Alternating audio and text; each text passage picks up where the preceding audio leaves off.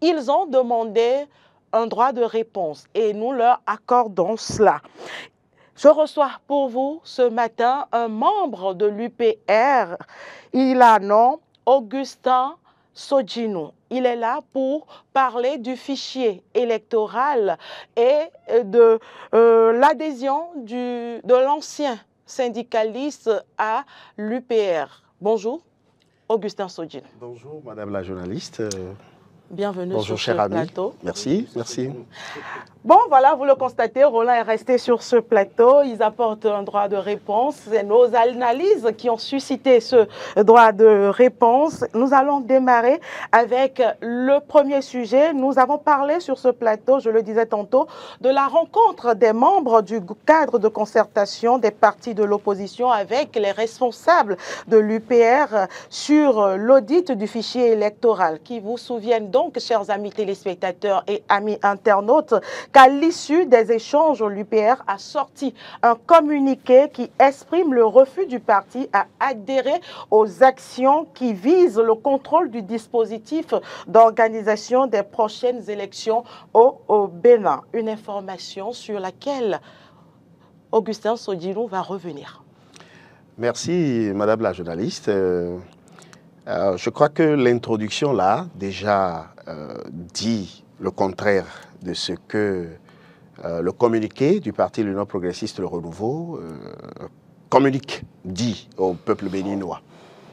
Car nulle part, un refus n'a été opposé à une quelconque initiative qui vise et qui veut renforcer la transparence dans le processus électoral de notre pays.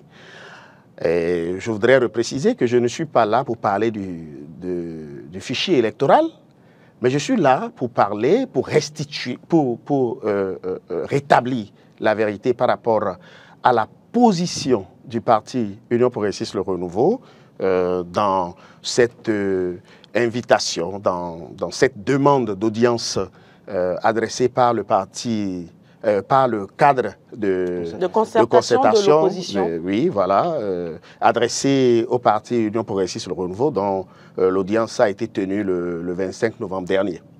Et à l'issue de cette audience, le parti l'Union progressiste Le Renouveau a fait le communiqué que nous avons tous à notre portée, mais grande a été notre surprise de voir l'angle sous lequel le communiqué a été décrypté sur votre plateau et qui s'inscrit aussi dans la logique de votre introduction. Donc heureusement, nous sommes là, heureusement l'un des chroniqueurs aussi est en face, pour que, en tant que filles et fils du Bénin, nous puissions simplement comprendre exactement la position du parti l'Union progressiste Le Renouveau dans cette affaire.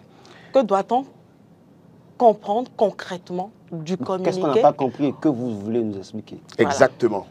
Ce que vous n'avez pas compris et que vous semez de la confusion et vous faites de l'amalgame, c'est que le parti l'Union progressiste Le Renouveau n'est pas contre une initiative qui renforce la transparence.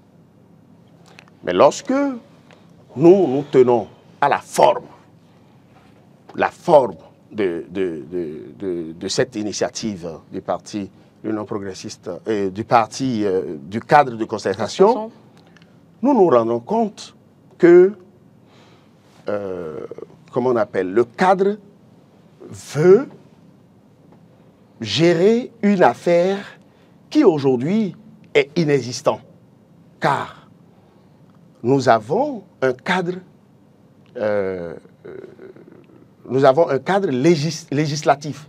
Nous avons aujourd'hui dans notre pays des tests qui réglementent la périodicité, la période dans laquelle le fichier électoral, par exemple, est mis à la disposition de la Sénat. Et aller aux élections, ce n'est pas la première fois qu'on va aux élections au Bénin. Il faut que d'abord le fichier électoral soit disponible avant qu'on ne puisse l'auditer.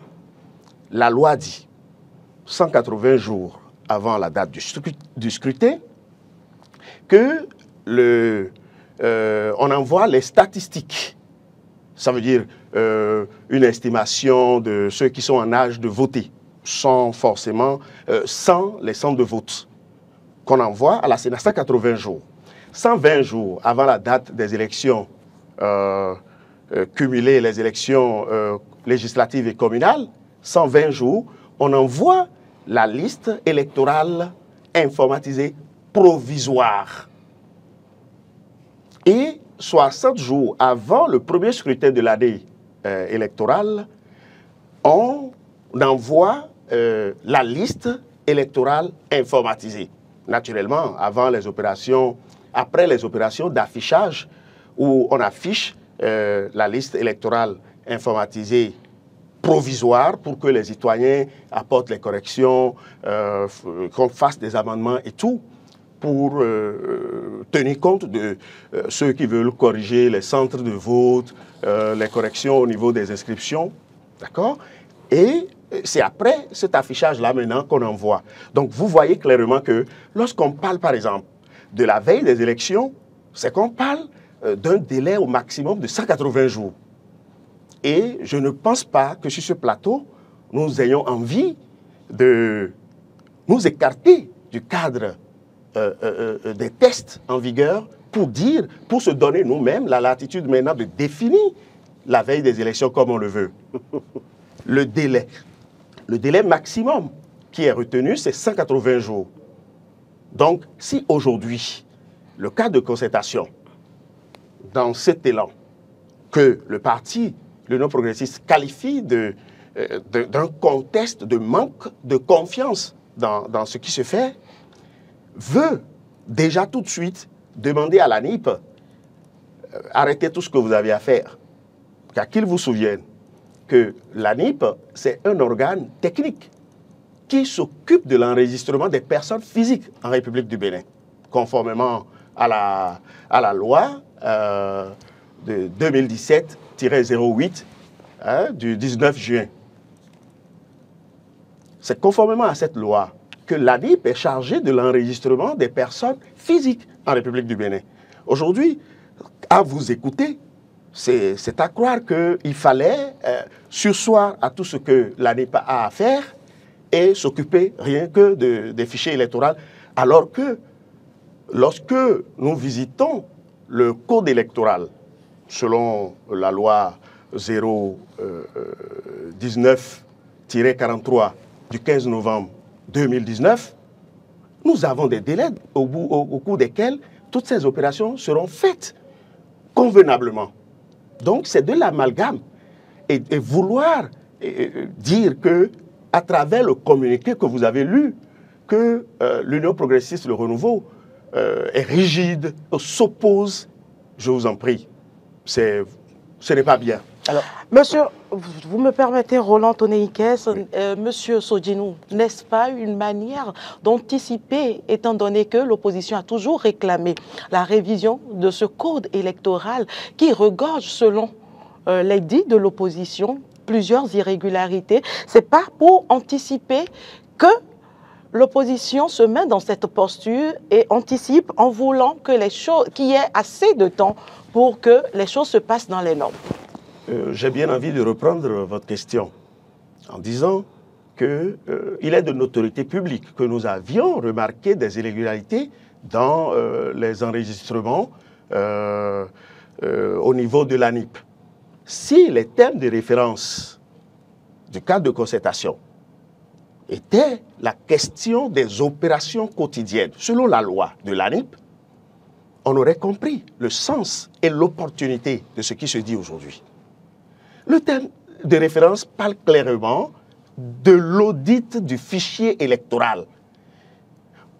En réalité, les gens se perdent d'époque et de contexte.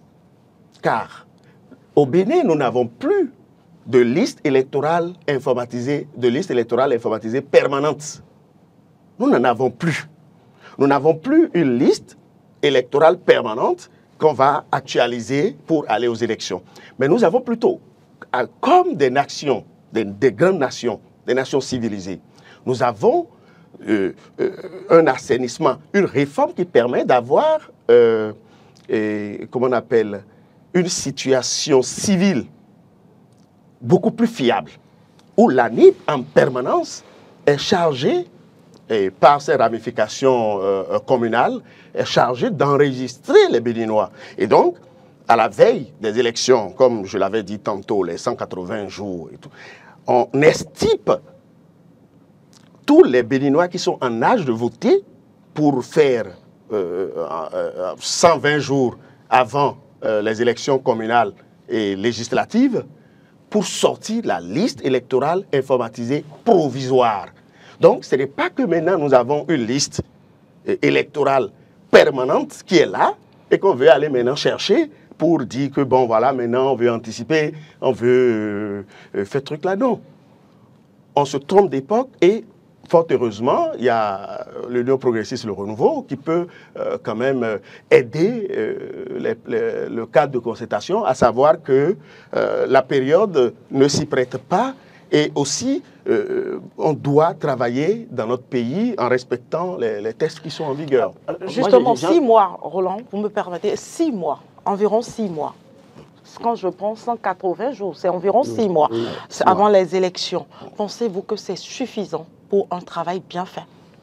Vous savez que le travail dont vous parlez est un travail technique d'abord.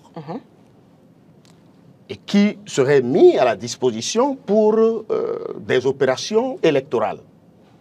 Donc, pour le faire, c'est une affaire d'expertise.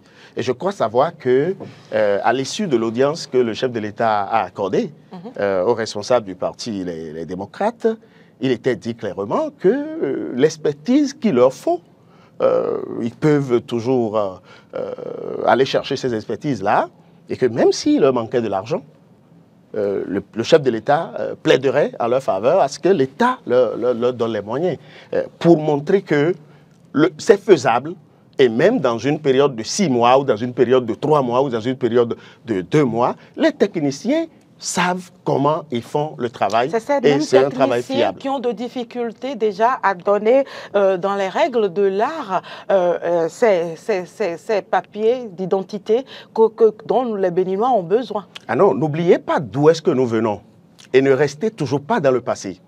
Dans le passé... Non, on est dans le présent, Monsieur Sodino. Si vous êtes dans le présent, vous devez savoir... Parce qu'on a noté plusieurs irrégularités avec cette même structure dont vous défendez. Oui, et vous avez vu la réaction de l'exécutif lorsqu'on a constaté ces irrégularités. Justement. Qui ne devraient pas... Ces mêmes irrégularités pourraient persister. Non, nous sommes dans un système informatisé où ce qu'on avait l'habitude de faire, c'est pourquoi j'ai dit de ne pas rester seulement dans le passé, où on avait une autre manière de faire. Aujourd'hui, nous avons la possibilité de traiter les données des 13 millions de Béninois en un temps record que vous ne pouvez pas imaginer. 6 mois, c'est suffisamment, c'est suffisant pour pouvoir corriger et avoir vraiment une liste fiable. Roland. Ouais, je crois que M. Sodino, vous jouez, j'estime que vous jouez, vous voulez gagner du temps, tout simplement. Parce que le chef de l'État, quand il a reçu les opposants, il a dit clairement qu'il les autorisait à faire ce travail. Et c'est un an après qu'ils ont été reçus par le garde des Sceaux, qui est de la mouvance présidentielle. Vous êtes un parti qui soutient la mouvance présidentielle. Et donc, quand les gens viennent vers vous et que vous parlez d'amalgame, j'estime véritablement qu'il n'y a pas d'amalgame parce que Carole l'a dit. Écoutez, vous dites 180 jours avant les élections. Nous savons très bien qu'il y a des problèmes au niveau de l'ANIP. Et nous savons très bien, si on peut le faire 6 mois avant les élections, qu'est-ce qui empêche de le faire maintenant? Et sachant très bien que la liste électorale dont on parle n'a pas de coloration politique, j'estime que c'est tout pour le service, au service de tout le monde. Alors, si vous le dites, vous défendez cette position pour dire oui, il faut attendre 180 jours. 180 jours, nous savons très bien comment les choses évoluent dans le processus électoral au Bénin. Est-ce que vous êtes convaincu, vous, aujourd'hui, que 180 jours, avec tout ce qu'ont eu les gens ont dénoncé par le passé, est-ce que véritablement on va faire un travail potable? Pourquoi est-ce qu'on ne peut pas le faire maintenant? Pourquoi vous, au sein de l'Union progressiste, à l'Union progressiste, le renouveau, vous ne voulez pas qu'on le fasse maintenant? Merci. Monsieur Roland, je crois que les cadres qui travaillent à l'ANIP vont vous pardonner parce que vous ne savez pas ce qu'ils font là-bas. C'est des gens qui sont payés par des gens qui sont payés par des contribuables béninois. Y compris moi-même. Et lorsqu'on a constaté les erreurs, vous avez vu que des têtes sont tombées. Et non seulement les têtes sont tombées, les gens qui sont à l'ANIP travaillent tous les jours. C'est des techniciens.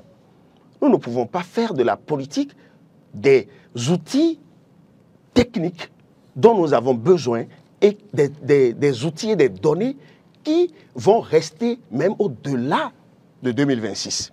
Nous ne pouvons pas ramener tout ce qui concerne le Bénin à l'échéance de 2026. Donc les gens travaillent et corrigent tout ce qui ne marche pas. Mieux, le traitement, le délai de traitement, lorsque ce n'est pas des outils informatiques, vous devez convenir avec moi que c'est plus rapide que même ce que l'homme peut faire. Soyons sereins. Ayons confiance en nos dispositions législatives, le cadre législatif que nous nous sommes librement donnés.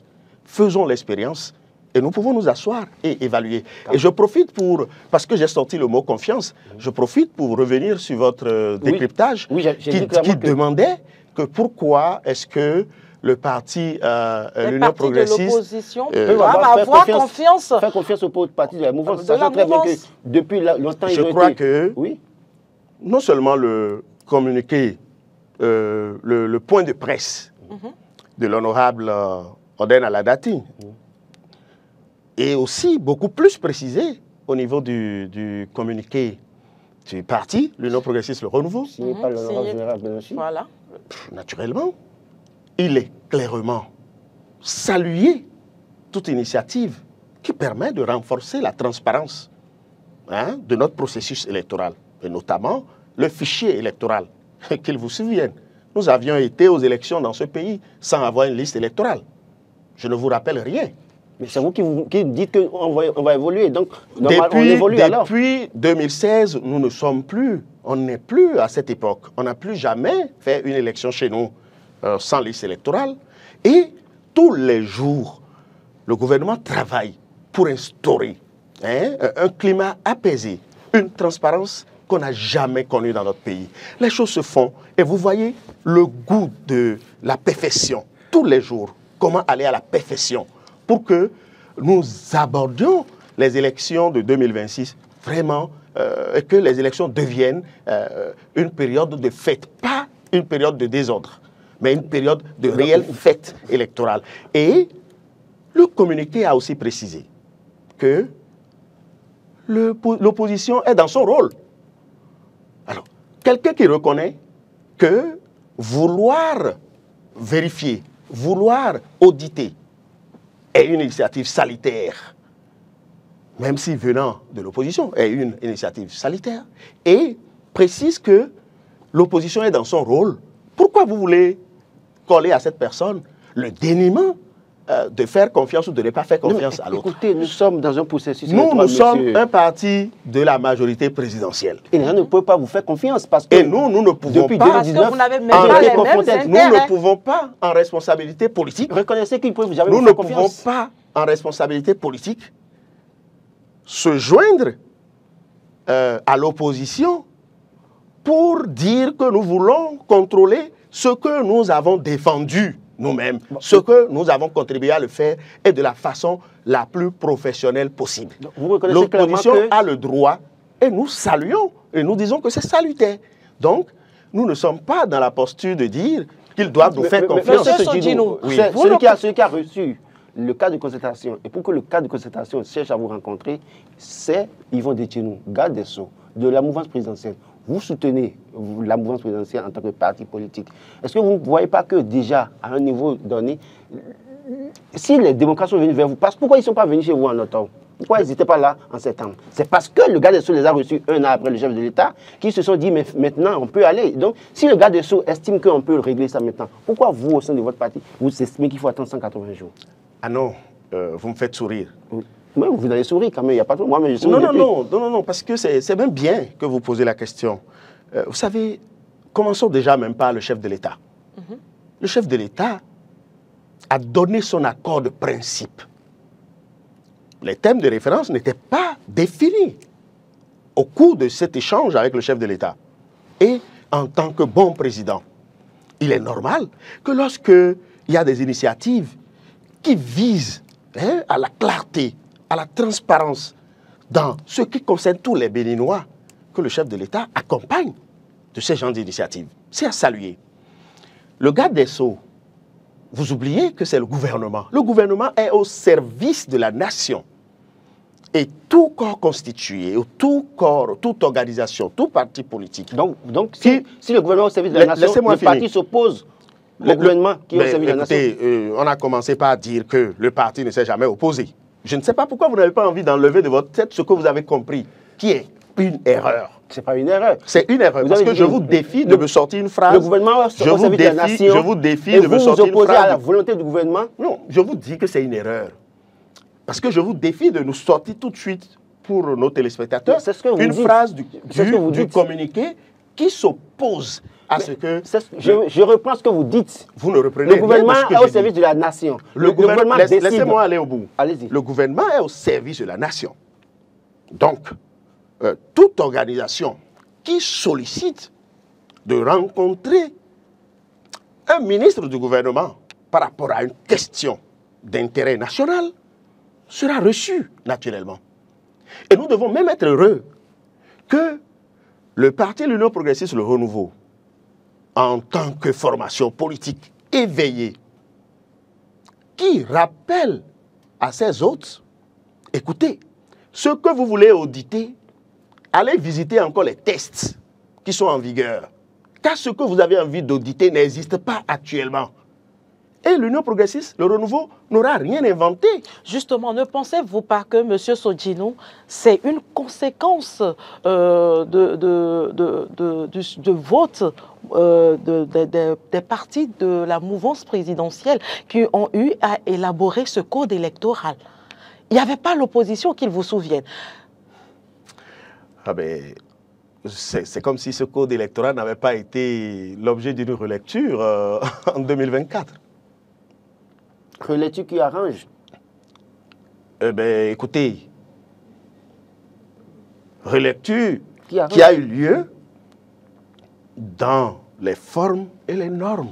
Oui. Relecture qui a eu lieu avec l'ensemble de la classe politique. Parce que je sais que vous savez... Rejeté par une partie. Rejeté par une partie. Mais c'est comme ça, les règles.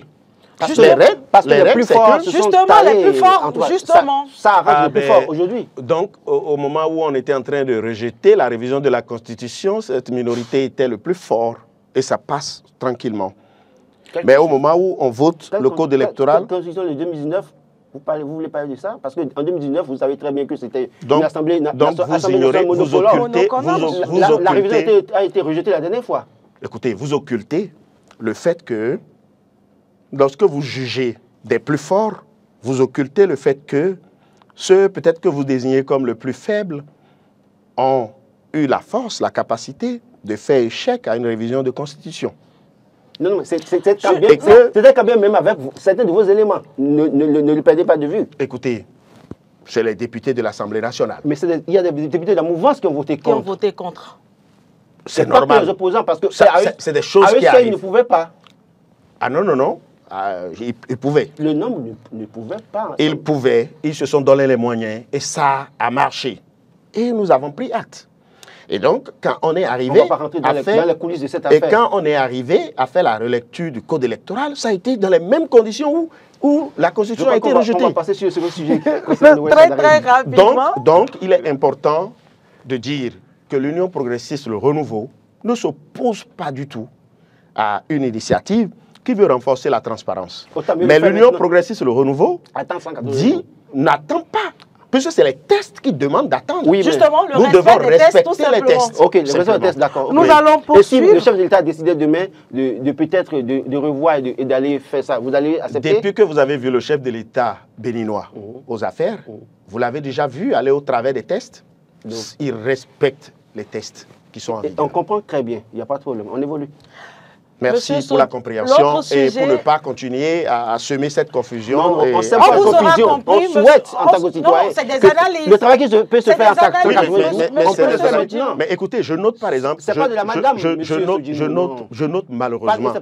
note malheureusement le mépris avec lequel vous parlez du président de mon parti. Non, aucun Quand mépris. je peux vous rafraîchir la mémoire. Aucun mépris sur ce plateau. Vous avez dit exactement ceci. Oui. Au moment où on créait le parti l'Union progressiste, le Renouveau, c'est pas faux. Il était.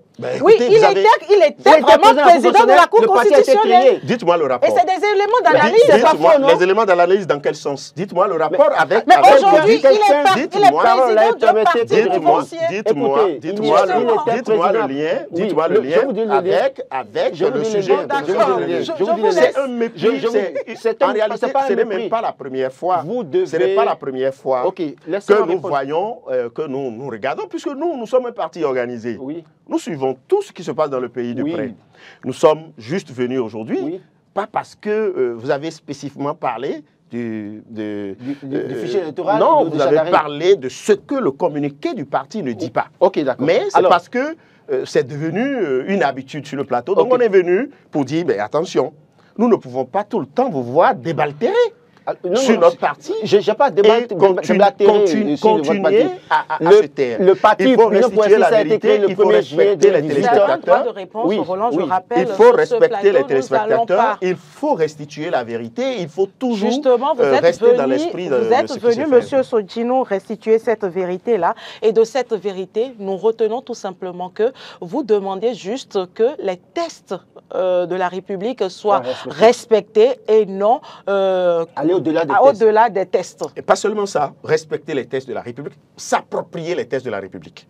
On connaît les tests. On demande, non, bon, visiblement, les vis-à-vis ne veulent pas s'approprier et ne maîtrisent pas. Et le chef de l'État ne pouvait pas savoir que ceux des responsables au plus haut niveau qu'il avait en face de lui ne maîtrisaient pas la chose. Et le fait d'être reçu par le garde des Sceaux n'est pas synonyme de le garde des Sceaux ira maintenant au travers des tests. Et mieux, lorsque vous venez et vous demandez à constituer, je crois qu'il y a un truc CPE, comité de quelque chose électoral, en demandant ça à une formation qui appartient à la majorité présidentielle, vous avez alors l'intention d'entraîner cette formation politique dans... Le temps est parti. La responsabilité politique nous oblige à dire à ses frères, à ses amis qui sont du cadre de concertation que nous ne pouvons pas nous associer à une telle initiative. Et nous ne les empêchons pas. Le message est reçu, le message est passé, Monsieur Sodino. L'autre sujet, c'est l'adhésion de l'ancien syndicaliste au parti politique UPR. Oui, ça vous étonne? Justement, votre part de vérité. Vous savez, au moment où les gens perdent leur temps, bon, peut-être une manière pour eux d'animer la vie politique, l'Union progressiste, le Renouveau, s'enracine, se renforce, se rassemble tous les jours. Et donc, tous les jours, il y a d'adhésion. Moi, je peux vous assurer que de ma petite position, par jour, je sais le nombre de personnes qui m'écrivent Monsieur Sodino, comment nous allons adhérer au parti l'Union progressiste? Ce n'est pas toutes les adhésions qui sont relayées? Allez-y. Ce n'est pas toutes les adhésions qui sont relayées. Et lorsque le parti décide de relayer une adhésion, c'est pour, une fois en passant, montrer à l'opinion publique ce qui se passe. Parce que lorsque vous parlez de Noël Chadaré, vous savez quand même que c'est un responsable d'une confédération des travailleurs de notre pays. Et nous sommes heureux pour la session de Ouida et la sous-session de Paou, pour ce gros poisson qui vient compléter l'équipe qui est là. Vous estimez que les travailleurs vont le suivre? Ah ben, si les travailleurs qui croient en lui, qui ont vu les combats qu'il avait eu à faire, parce que Noël Chadaré a déclaré ceci. Il a déclaré que je veux continuer. Paradoxe. Et bien voilà. Il a dit, je suis venu... On trouve que c'est un paradoxe. Je suis venu pour continuer ce que je faisais. Est-ce que c'est la ligne? Est-ce que c'est la vision dans la... de dénoncer aussi facilement? Mais vous pensez quoi de la politique? La politique, c'est au service des populations. La politique, c'est pour servir. La politique, c'est être prêt. La politique n'est pas seulement se servir. Donc, il est dans un environnement, certes politique, mais qui lui permet de s'exprimer, de continuer le combat. Et vous allez voir, d'ailleurs, le parti de l'Union progressiste, le Renouveau, est au service de la nation. C'est le réel parti du peuple. C'est le parti qui est au service de ce peuple. C'est le parti qui pense continuer ce qui est fait pour le bonheur du peuple béninois. Et ce sera fait. Nous travaillons de façon inlassable. Et tous les jours, nous enregistrons des adhésions.